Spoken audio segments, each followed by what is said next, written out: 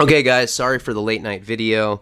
I tried to do this earlier. There's a fire in LA. Long story, but basically I got stuck in traffic.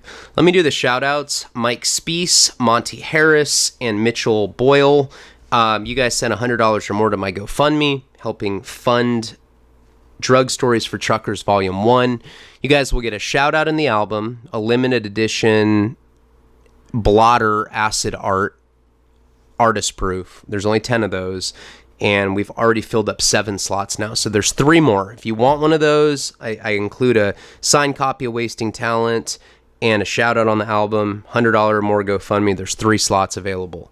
And thank you guys. Thank you for helping me fund me. Plus, Dylan Landy had sent a GoFundMe. All of you guys will be put in the raffle for Sunday. Hopefully you can win a pocket butthole. And if you haven't fucked one already, I certainly implore you to do so. Usually not something you would do if you're not stoned on methamphetamine, but it could be wild. Just completely sober, fucking one. I don't know if I would do that. I probably would. I mean, I don't need to. I'm very happy in my relationship, but for all you winners that are getting the pocket buttholes, I certainly encourage you to have sex with it. So let's get on to the story. This is federal, my 5 years in federal prison. I want to say, what are we on, 15, 16, something like that? Whatever the case, at this period, there's 3 people that are running the yard. So it's the little Captain Planet, 3 different people. They have to come up with a unanimous decision whenever they make a call, which is probably why the place is so nonviolent at the time, at least in the white camp. I mean, when it's one guy, when it's someone unstable, like that guy Joker I was telling you about, they make unstable decisions that are, kind of dictated by their own dope habit. But with these 3 guys, they're all essentially level-headed, and they're level-headed enough as a group where they form pretty good decisions. So there's really nothing going on too crazy one-on-one. In my own personal life, I'm avalanched in debt. I'm absolutely convinced that I have HIV because that I had shared a binky with this paisa that spoke like a Russian named Diablo. And I'm still living with Country, who's a sweet enough guy. He really is. I don't want to misrepresent him because we were very compatible together. And if you think about it, it's interesting when you're living in an 8x10 cell with another man.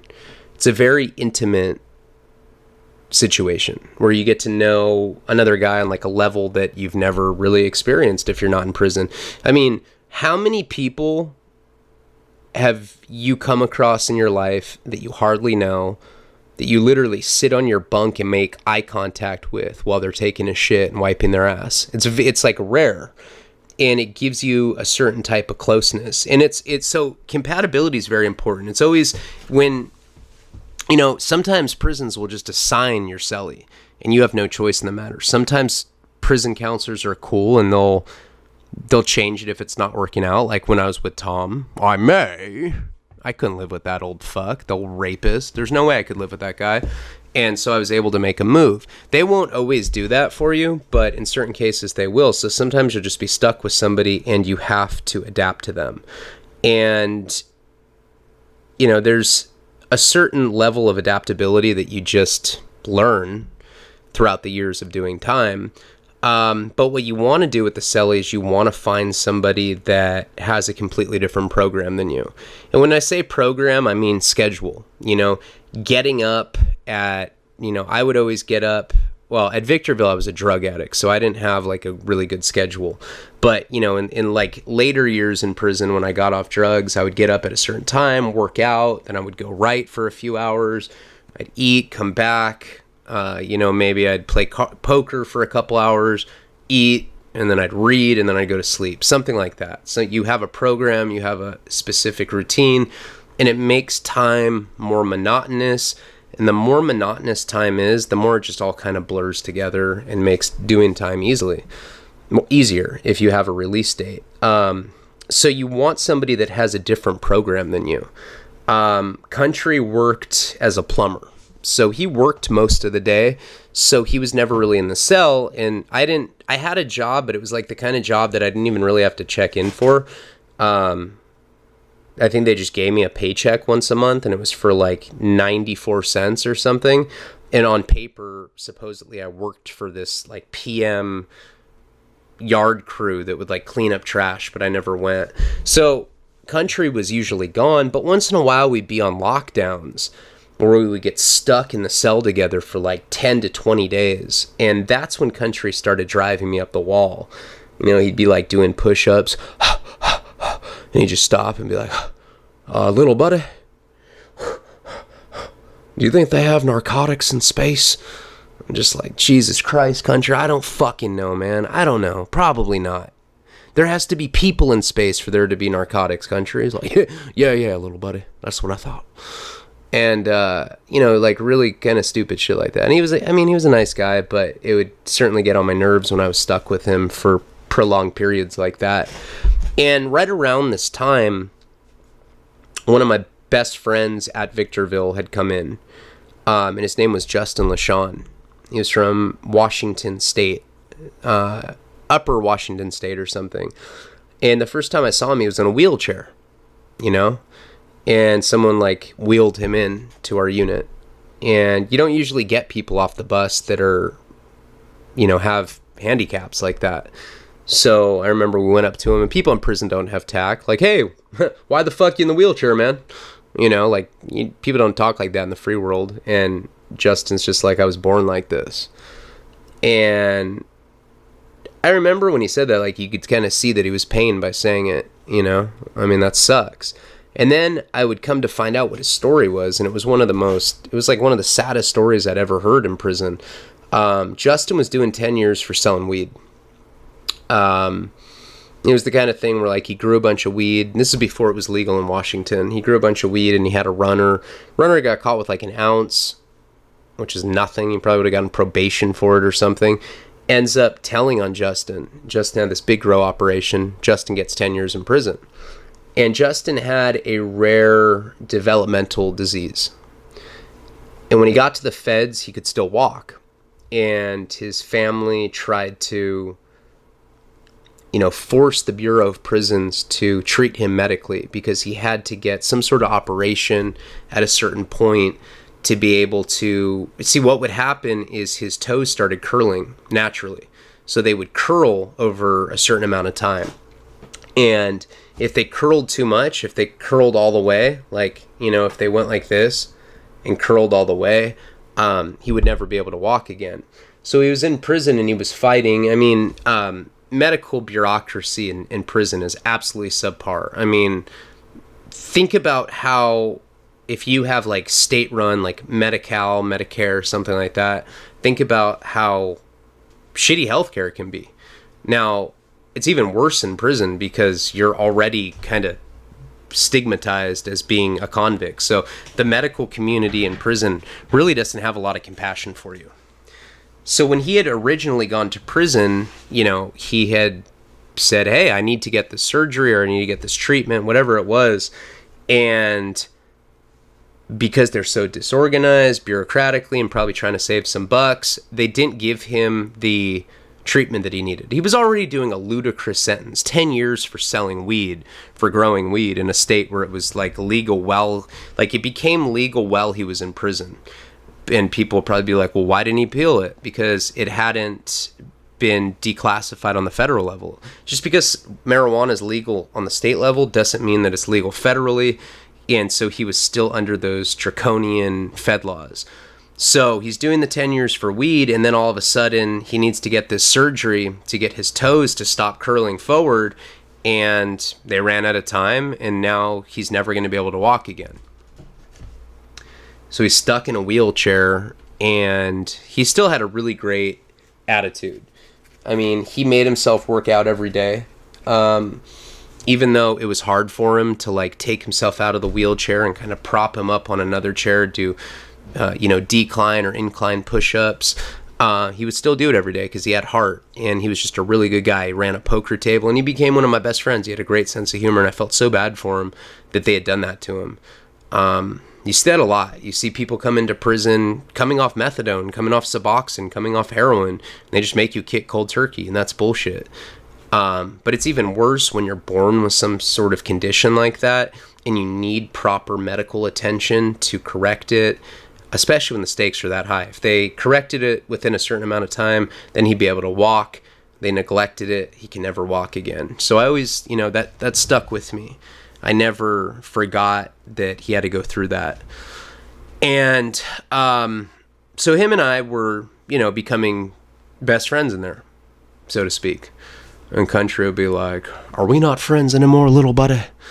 And I'd just be like hanging out with Justin, and we were kind of outcast. I mean, I didn't have like too many friends at Victorville.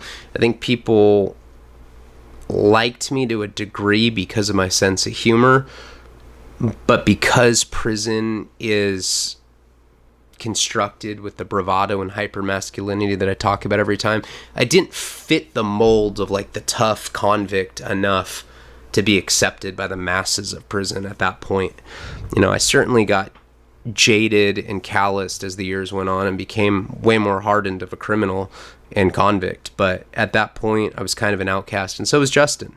And I think that people looked at him like, he's disabled.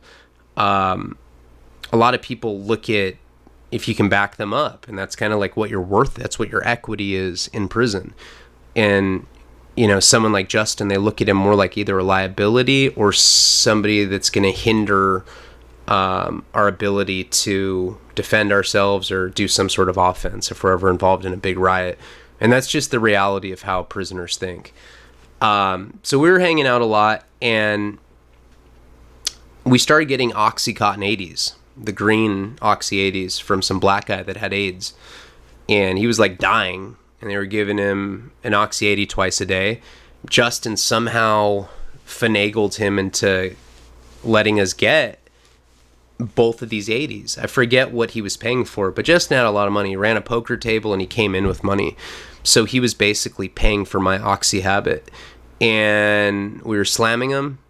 I was slamming him. He was snorting him. And we'd do it twice a day. And I got strung out on him. And that lasted for about 2 weeks. And then something happened where we couldn't get him from him anymore. I don't remember exactly what happened. So we were kind of forced to go to do black tar heroin again. Now I'm already in debt, and I'd already exhausted a number of my resources. Remember, I had done the fake stamp thing to try to like double my stamp thing, and it worked, but barely. Like, it was the kind of thing I couldn't do again. And my debt just kept getting increasingly more severe.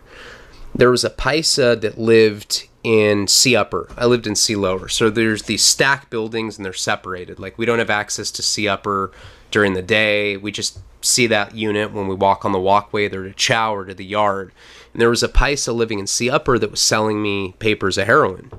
When I'd first started doing heroin, I was getting a gram, $400 worth at a time. Like, I didn't get any less than that.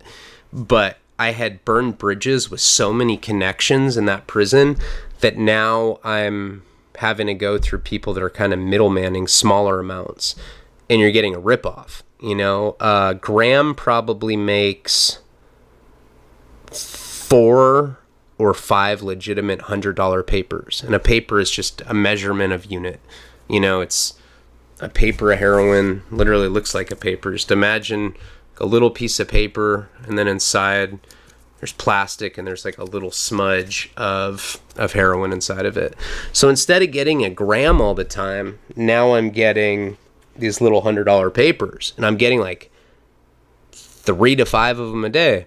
Now you're probably wondering, well, if you're spending $500 a day on heroin, why aren't you just buying a full gram? Because nobody would serve me anymore. I was like cut off. This paisa was like the last person that was serving me, and it was the kind of thing where, he had his wife bringing him balloons full of heroin at visit, and he was trying to like make $1 million off like a few grams a week. Like I think he was like, this is just a theory, but it was probably the kind of thing where like he was like supporting them from in prison through this hustle. So he was counting on this money, and he kept extending me credit, and he kept extending me credit, and he kept extending me credit. And I didn't realize how far down the rabbit hole I had gotten in debt at this point, but I knew that it was getting pretty bad, and I owed a number of other people. I owed some Southsiders and I owed some other Pisces. I didn't owe any black guys and I didn't owe any white guys. It was just Southsiders and Pisces that I owed money to. And I didn't know what it was. I was like, I didn't even want to know how much I owed. It was, I don't know how I was justifying to keep going in my head. I mean, that's just symptomatic of addiction. I'll figure it out tomorrow. And there's so many nights in prison that I would, it'd be store day on a Tuesday, right? And your books have to hit before you go to store at like 8 a.m. or whatever. And you can check on the computer to see your store balance, or you can call on the phone and they'll give you your store balance. And there's so many nights that I would literally procrastinate until the last minute. And I'd know that I owed like $500 on store day. I'd know this all week. And then the night before store, where the money had to hit that night, I would call my family and be like, I need the money. And it'd be like right at count time. So they'd go lock the doors and I wouldn't be able to check my account. And I'd just go up to my cell, lay in bed and just be like, fuck. Like literally couldn't sleep all night. Just so concerned that the money wasn't going to hit. And most of the times it did hit, but not always. And I kept getting deeper and deeper into this debt. And what had happened is those 3 guys that were running the yard elected a new guy named Cracker. Cracker was from the Midwest or something. And he was not too much older than me, but he seemed pretty well adjusted. And these 3 older guys just didn't want the responsibility of running the yard. So they had pretty much just elected this guy, Cracker, as the new yard rep. And I remember the first night that he had the keys, when he got the position of power, we had this big white meeting out by the softball field. And he was, I'll never forget, he said, I like to lead by example. If you have a problem with me, you and I can just go into a cell and we can take care of it. And, it was like a 25-year-old kid saying that to this group of like hardcore convicts. And it always like kind of impressed me. I thought that was pretty badass that he said that. That line always stood out to me. I like to lead by example. If you have a problem with me, we can go in a cell. Immediately after he started running the yard, they started doing what's called a roll call, or an RC.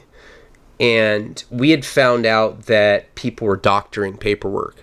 So you have your PSI or PSR, which is like a pre-sentencing report, which pretty much spells out your entire life story. And it will say if you're a rat on it. It'll say a 5K1 or it'll say a Rule 35. And it'll also say your charges. And it also has a list of everything you've ever been charged with. So if you're a sex offender, it's going to be on there. If you're a snitch, it's going to be on there. Even the statements you've made every time you've been arrested are on that. That's the Bible Cadillac of paperwork. And, they're also contraband. You're not allowed to have them. So the next best thing's the docket sheet, which I've talked about before. Docket sheet basically tells you every time that you go to court. And if you're a snitch or something, you proffer or you have a downward departure, and it will say that on there. And what had started happening around 2009, 2010, is the Fed started doctoring paperwork, giving sex offenders fake paperwork, giving high-level snitches fake paperwork, because they knew they were going to rough yards like the one I was at, and they were just getting slaughtered like animals, like pigs. They were just getting butchered. So they started giving them fake paperwork. So when this guy Cracker came into power, he said, okay, the first order of business is we're going to do an extensive roll call sheet. We're going to get everyone's date of birth, what their charges are, their full legal name, what their docket number is for the current case they're on, and people will start running paperwork outside of prison. From that website I was telling you about, pacer.gov, you can run someone's paperwork and you can look at their docket. And a few people checked in immediately, and we knew that they had doctored paperwork. And then a couple people had stayed in the prison and tried to slip through the cracks, including a child molester that was on this medium security, pretty hardcore Fed yard. And this guy was ballsy. Like, he was a pedophile. I don't know if that was his controlling case. I don't think it was, but he had it on his jacket and he tried to slip through the cracks. And one time we were playing baseball, maybe a week after Cracker got the keys for the yard. and I saw somebody, like, he was sitting down, like, imagine he's sitting down on like, you know, a metallic bench. He's sitting there like this. And there's big rocks on the yard. Like, you can dig them out of the dirt. And there was a rock about this big. And, like, a 23-year-old kid just went up to him. The pedophile was probably, like, in his early 50s, 52, 53. And he's just sitting there on this bench, not a care in the world. The guy goes up to him with a rock and hits him on the back of the head. Literally, this guy just falls. Boom! Falls over, and blood starts puddling out of his head. We're all playing softball, and it was like, you know, I was on the softball team, and other people were on softball teams, and this was like some sort of championship little series we were doing. So we just kind of like, everyone just leaves his body there, just blood just keeps puddling out of it. And, you know, at this point, I'm so desensitized, I didn't even really look. And we kept playing softball, and then they called yard recall. It was like 3 o'clock. It was like the end of the day. We all had to go back to our units, and we all kind of just left the yard. And I remember walking with these guys. We're all like, we lost that day, and I'm talking to other people on my team. We're like, not even mentioning that there's this like pedophile laying, possibly dead, on the softball field next to this bench with blood coming out of his head, puddling out like that. And we go back to our units, and then they do a stand-up count at 4. And then, of course, we go on lockdown because they couldn't figure out where this missing person was. They thought somebody escaped. And what had happened is this guy got a really, really, really significant head injury, and he actually went in a coma for a few days. We heard that he lived, but that was never substantiated. But we know that he left, and they tried to do investigation, but nobody ever got caught for it. And that had happened shortly after this guy, Cracker, had run the yard. Now, my debts are getting really bad, and I'm trying to spin these paisas, and Cracker's running the yard now, and he's a little more hardcore than the Captain Planet guys. So I pretty much know that I can't push my luck with Cracker like I could with the 3 other guys, because those guys all liked me. This guy was kind of indifferent. I mean, we never really talked to each other. And this paisa that I owed from C Upper that kept giving me the $100 papers, just feeding me, you know, he just kept giving it to me, would not cut me off. And he's like, when are you going to pay me? And I'm like, Monday. Yeah, Monday. Okay, cool. And then Monday would come, and I'm like, no, I meant next Monday. And, you know, he barely spoke English, so I try to, like, take advantage of that. Oh, what are you talking about? I said 17 Mondays from now. Man, you need to learn your English, bro. You know, and, like, just trying to run game on this guy. But eventually I pissed him off to the point where he went to Cracker with it. And he's like, look, like, basically, like, this, your dude has to pay us. And, you know, Justin and I were going pretty hard at this point. And I remember we were going pretty hard, like, because we got strung out on oxys for a couple weeks. We're doing, like, every single day for 2 weeks. We got strung out on them. We get cut off. We have, like, pretty much no choice but to get on heroin, or else we're going to have to kick. And we didn't want to kick, so we just kept the run going. And we're walking back. I used to push him around, you know, because he had the wheelchair. So I'd, like, push him back to the unit. And I'm pushing him. We're going on this walkway, and Cracker has maybe said 2 or 3 words to me in the entire 8 or 9 months I've been at this place now. He's been there, like, the whole time I've been there. And he just comes up to me. He's like, hey, Leone. I was like, yeah, what's up? He's like, I need to see you out on the yard on the next move. And I'm like, what? He's like, your friend in the wheelchair, too. And Justin's like, what did I do? And he's like, I need to see both of you. And I'm just like, oh, my God. You know, we're basically getting called out to the yard. And usually when that happens, it's all bad. Like, you're getting smashed off, you're getting stabbed, something bad's going to happen. So we go back to the unit, and Justin's, like, having a panic attack. And he goes into a cell, I go to my cell, and I'm getting ready to go out to the yard. I had to change, like, out of my khakis and put on, like, my gray t-shirt, my gray sweatpants, and I had to go, you know, I was going on the next move to go meet him out there. I just had to wait for them to call the move. And during that time, the CO comes and just, like, swoops Justin up. No idea what happened to him. We just see him get cuffed, and the CO brings him. No one knew what happened. Did he check in? Is he under another investigation? He was always going under investigation for like sending different monies, different places. This is like a guy that had a lot of money and he was like on his game. He ran the poker table and then he sold tobacco. He did other stuff and he was, he's a hustler. But they took him. So now I have to go out to the yard by myself, and other guys in my unit, like Tom, I may have to go see this. People that didn't like me, that never left the unit anyway. They were just kind of like house body, elderly, dope fiend, decrepit old white guys. They all went out on this move when they caught wind that I was going to be going out there because they didn't like me. I was like a really loud, always joking about butt fucking and like gay playing people. And, if that's not your thing, I'm sure that I can be pretty heavy handed. I can be loud and obnoxious, especially at that age. I was like 24 at this point. So all these guys go out to the yard basically to go see me get stomped out. There's like a whole village mob. There's a lynch mob fucking going from the unit, going to see me get beat up. And I'm like seeing them, and they're all kind of looking at me. It's like they're taking bets on what's going to happen to me. And I'm just like, fuck. But I went out there, I didn't roll it up. I didn't check in, PC up, nothing like that. I went out to the yard and Cracker was there and some of the hierarchy of the whites at the time, the Captain Planet guys were there, and they're, all the main fixtures of like the upper echelon of the white community, Peckerwood community was there, all the big old skinheads and everything. And they're like, they circled me. They circled me the same way they would do if they're going to make an example out of somebody. And I'm just like, I didn't bring a piece out with me, nothing. I just had my black work boots on and gray sweatpants and a gray shirt.